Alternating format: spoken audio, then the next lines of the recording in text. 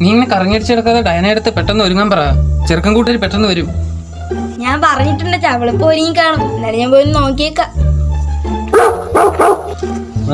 നല്ല രസമുണ്ടല്ലേടാ പട്ടിക്കുട്ടിയെ കാണാൻ. അതുകൊണ്ടല്ലേ ഇതിനെ നോക്കി തന്നെ ഞാൻ വാങ്ങാൻ വേണ്ടി നിന്നത്. ഓ പക്ഷെ വീട് ഇവിടെ എവിടെ ആയിരിക്കും? ഇവിടെ അടുത്ത് എവിടെയോ ആണെന്നാ പറഞ്ഞേ. കുഴപ്പമില്ല, നമുക്ക് ഇവിടെ നടക്കാം. ലൊക്കേഷനിൽ കൂടെ കാണിക്കുന്നുണ്ടോ? ഇതിനെ ഇഷ്ടപ്പെട്ട് ഞാനും കൂടെ ഒക്കെ നോക്കും കേട്ടാ. പെട്ടെന്ന് നമ്മൾ വാങ്ങിച്ച അങ്ങനെയാണല്ലോ. ഇന്ത്യയും കൂടെ ഇല്ലേ? എന്റെ നിന്റെ ഇവിടെ അടുത്ത് എവിടെയോ ആണ് ലൊക്കേഷൻ കാണിച്ചത്. ഇവിടെ എവിടെയെങ്കിലും ആയിരിക്കും വീട്. ആ കാണാമെന്നല്ലേ? ഇത് തന്നെ വീട്. കയറിക്കോ. ഇരുന്നോ.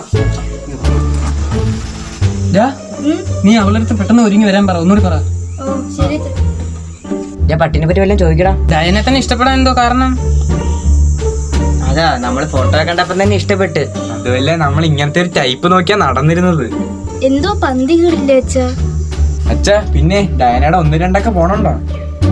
അതൊക്കെ അവരുടെ സൗകര്യമല്ലേ, അതില് നമ്മളെന്തിനാ ഇടപെടാൻ പോന്നേ? അതൊക്കെ നമുക്ക് അങ്ങനെ ശീലിപ്പിച്ചെടുത്ത് നമുക്ക് നല്ല ഉപയോഗമാവുകയും.